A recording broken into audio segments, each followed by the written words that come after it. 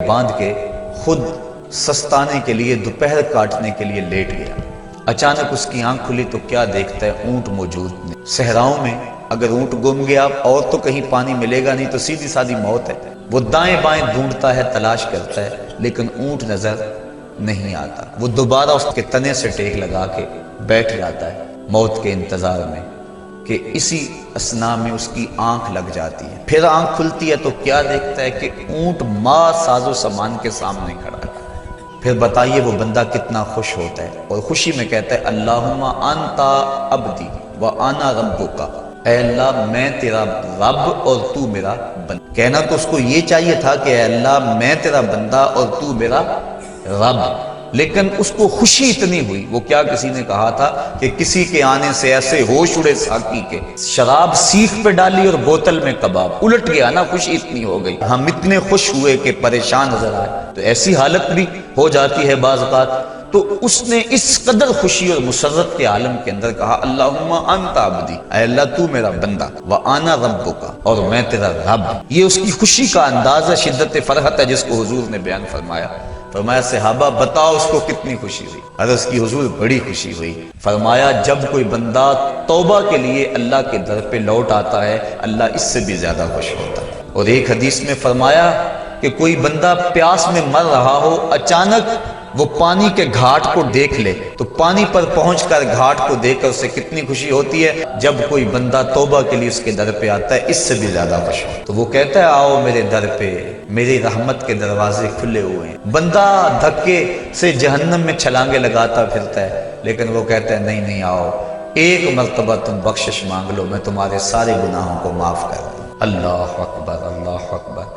اب جو گناہ سے توبہ ہے اس کے بھی کئی درجے ہیں۔ کچھ لوگ تو ایسے ہوتے ہیں کہ جب ان کا راز فاش ہو جاتا ہے تو شرمندے ہو کے توبہ کرتے ہیں۔ بجلی چوری کرتا پکڑا گیا، اب کہتا ہے یا اللہ میری توبہ، یہ توبہ نہیں ہے، یہ اپنی شرمندگی پر ایک اظہار ہے، بس یہ توبہ نہیں ہے۔ اور حضرت ذوالنون مصری فرماتے ہیں کہ کچھ لوگ آخرت میں گناہ کی جو سزا ہے اس سے بچنے کے لیے توبہ کرتے ہیں، یہ توبہ بھی محمود ہے۔ لیکن فرمایا جو خواص ہیں وہ اللہ سے حیا کی وجہ سے توبہ کر۔ اور ایک روایت میں آتا ہے کہ حضور تشریف فرما تھے، ایک حبشی آیا، اس نے عرض کی حضور میں بڑے گناہ کرتا رہا ہوں، کیا میرا اللہ مجھے معاف کر دے گا؟ فرمایا ہاں توبہ کرو اللہ معاف کر دے گا۔ وہ چلا گیا، تھوڑی دیر کے بعد پھر آ گیا اور پھر عرض کرنے لگا حضور جو میں گناہ کرتا رہا ہوں کیا میرا اللہ اسے دیکھتا تھا؟ فرمایا ہاں اللہ دیکھتا تھا۔ اس نے چیخ ماری اور مر گیا۔ تو حیا کی وجہ سے انسان توبہ کرے، یہ توبہ کا ایک اعلیٰ مرتبہ اور اعلیٰ مقام ہے۔ جب انسان گناہ کرتا ہے تو حدیث شریف میں آتا ہے کہ 4 گواہیاں پیدا ہو جاتی ہیں۔ جب کوئی بھی گناہ کرتا ہے تو 4 اس کے گواہ بن جاتے ہیں۔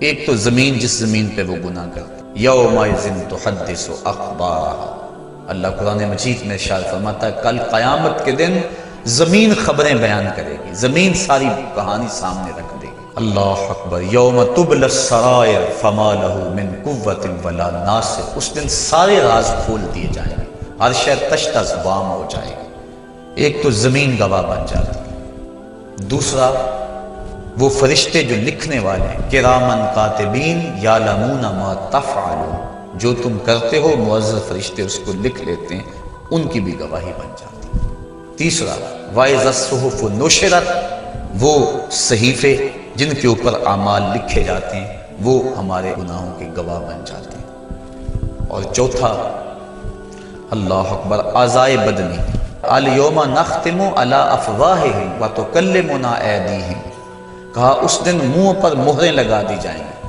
ہاتھ بولیں گے، انسان کے اعضائے بدنی بولیں گے۔ تو یہ چوتھے گواہ انسان کے اپنے بدن کے اعضاء۔ تو جب گناہ کیا تو 4 گواہ بن گئے، زمین، اعضائے بدنیاں، فرشتے اور وہ صحیفے جن صحائف کے اندر گناہ لکھا گیا ہے۔ لیکن جب بندہ توبہ کرتا ہے، حدیث میں آتا ہے اذا تاب العبد انسى الله الحفظة ذنوبه وانسى ذلك جوارحه ومعالمه من الارض حتى يلقى الله وليس عليه شاهد من الله بذنب، اور اگر توبہ کر لیتا ہے تو پھر اعضاء بھی بھول جاتے ہیں، فرشتے بھی بھول جاتے ہیں، نامہ اعمال بھی بھول جاتا ہے، حتیٰ کہ اللہ کے حضور اس کے گناہ کی گواہی دینے والا کوئی بھی موجود نہیں ہوتا۔ بعض صوفیاء اور بزرگوں نے کہا ہے کہ توبہ کی قبولیت یہ ہے کہ انسان اپنے گناہوں کو خود بھی بھول جائے، اور بعض نے کہا کہ نہیں، ان کو یاد رکھے، کیونکہ یاد رکھنا اس کو توبہ کا تکرار دیتا رہے گا۔ ایک بزرگ سے کسی نے پوچھا کہ گناہ کیا ہے اور توبہ کیا ہے؟ وہ کہنے لگے ایک گناہ کیا تھا، 70 سال ہو گئے اس کی توبہ کر رہا۔ جب جوان جوانی میں توبہ کرتا ہے تو حدیث شریف میں آتا ہے کہ ان اللہ یحب الشاب التائب، اللہ تعالیٰ جو جوان جوانی میں توبہ کرتا ہے اس کو بہت زیادہ پسند فرماتا ہے۔ اور ایک روایت کے لفظ ہیں کہ جوانی میں توبہ کرنے والے سے بڑھ کر اللہ کا محبوب کوئی نہیں، اور بڑھاپے میں گناہوں پر اصرار کرنے والے سے بڑھ کر اللہ تعالیٰ کا مبغوض کوئی نہیں ہے۔ سب سے زیادہ ناراض اللہ اس بندے پہ ہوتا ہے جو بڑھاپے کے باوجود بھی گناہ نہیں چھوڑتا، اور سب سے زیادہ اللہ تعالیٰ خوش اس بندے پہ ہوتا ہے جو جوانی کے اندر توبہ کرتا ہے۔ اور ایک روایت میں آتا ہے جب جوان توبہ کرتا ہے تو اللہ کا عرش خوشی سے جھوم اٹھتا ہے۔ اور ایک روایت کے لفظ ہیں وَشَابٌ نَشَأَ فِي عِبَادَةِ اللَّهِ، وہ جوان جس کی جوانی اللہ کی عبادت میں گزرے۔ فرمایا کل قیامت کے دن جب کوئی سایہ نہیں ہوگا، اللہ اس شخص کو اپنے عرش کا ٹھنڈا سایہ نصیب فرمائے گا۔ آؤ اس کے در پہ آؤ، توبہ کا دروازہ کھلا ہوا ہے۔ حضور نے ارشاد فرمایا جتنی دیر تک سورج مغرب سے طلوع نہیں ہوتا توبہ کا دروازہ کھلا رہے گا۔ اللہ کے حضور گڑ گڑاؤ، اپنے گناہوں کی معافی مانگو۔ 2 قطرے ایسے ہیں جو رائگاں نہیں جاتے اور اللہ کے بڑے محبوب ہیں۔ ایک وہ قطرہ جو خوف خدا سے آنکھوں سے ٹپکتا ہے، اور حدیث میں آتا ہے گناہ گار کی آنکھ کا پانی اللہ کے غصے کی آگ کو ٹھنڈا کر دیتا ہے۔ اور دوسرا وہ قطرہ جو اللہ کے راستے کے اندر بہتا ہے، خون کا وہ قطرہ اللہ کو بہت زیادہ محبوب ہے۔ تو وہ آنکھ جو اللہ کے خوف میں روتی ہے، جس کو اللہ کے خوف نے رلا دیا، لا خیر فی عین لا تبکی من خشیت اللہ، اس آنکھ میں کوئی بھلائی نہیں ہے جو اللہ کے خوف میں روتی نہیں۔ اور وہ آنکھ جو اللہ کے خوف میں روتی ہے، حدیث میں آتا ہے اگر کوئی شخص خوف خدا میں رویا اور اس کی آنکھ کے جو بال ہیں پلکوں کے، ان میں سے ایک بال کی جڑ بھی بھیگ گئی، قیامت کے دن اگر اس شخص کو جہنم کا حکم ہوا تو وہ بال کھڑا ہو جائے گا، عرض کرے گا یا اللہ یا مجھے نکال لے یا اسے جنت عطا کر دے، اور اللہ اس بال کو تو نہیں نکالے گا لیکن جس کا بال ہوا اس کو اللہ جنت کا مسافر بنا دے گا۔ اور ایک حدیث میں آتا ہے جس شخص کی آنکھوں سے خوف خدا کی وجہ سے مکھی کے سر کے برابر پانی نکل آیا، اللہ اس کو قیامت کے دن بخش دے گا، اس کی مغفرت فرما دے گا۔ تو اس کی یاد میں رو کر توبہ کرنا، اپنے گناہوں پر ندامت ہو اور پھر آنکھوں سے آنسو چھلک پڑے تو اللہ کو وہ بندہ بڑا ہی پسند آتا ہے۔ رونے والی آنکھ کو اللہ بہت زیادہ پسند کرتا ہے۔ میرے بزرگ فرمایا کرتے ہیں کہ ایک بزرگ تھے پرانے دور میں، ان کی طبیعت کے اندر سخا کوٹ کوٹ کے بھری تھی، اور آدھا فقر خدمت خلق اور سخاوت ہے۔ جس کی طبیعت کے اندر سخا نہیں ہے، جس کی طبیعت کے اندر جو ہے وہ وسعت نہیں ہے، وہ فقیر نہیں ہو سکتا۔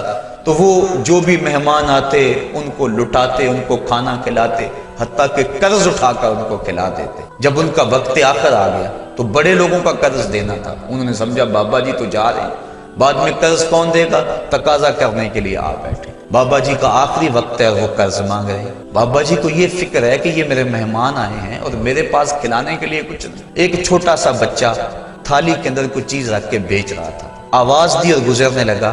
خادم کو کہا کہ بچے کو بلاؤ، بلایا، کہا بیٹا میرے ان مہمانوں کو کھلا دو۔ بچے نے تو شکریہ ادا کیا کہ میں سارے دن میں یہ سامان بیچنا تھا، میرا فوراً بک گیا۔ اس نے سارا سامان کھلا دیا اور بابا جی سے کہا کہ پیسے، انہوں نے کہا بیٹھ جاؤ۔ بیٹا بیٹھ گیا۔ 2 4 5 منٹ گزرے تو اس نے پھر اٹھ کے کہا بابا جی پیسے، کہا بیٹھ جاؤ، جب ان کو ملیں گے تو تجھے بھی ملیں گے، یہ بھی سارے قرض خواہ ہیں۔ بچے نے رونا شروع کر دیا، بچہ رویا، رحمت عزتی کو جوش آ گیا۔ کوئی بندہ تھیلی لے کر اشرفیوں کی بزرگوں کے پاس نذرانہ لیے حاضر ہوا، انہوں نے سب کا قرض ادا کر دیا، بچے کو بھی دے دیا۔ تو وہ جو لوگ تقاضا کرنے آئے تھے انہوں نے کہا ہم اتنی دیر سے بیٹھے تھے اور یہ بچہ فوراً آیا اور لے کے چلا گیا۔ تو وہ بزرگ فرمانے لگے تم میں سے پہلے کوئی رونے والا نہیں، یہ رونے والا آیا، اس کے صدقے سے باقیوں کا بھی کام بن گیا۔ تو جب بندہ اس کے حضور اپنے گناہوں کی معافی مانگتا ہے، اللہ تعالیٰ جل شانہ اس کی آنکھ سے ٹپکتے ہوئے آنسو کا صدقہ، آنسو کا قطرہ زمین پر بعد میں گرتا ہے، اللہ بندے کے گناہوں کو پہلے بخش دیتا ہے۔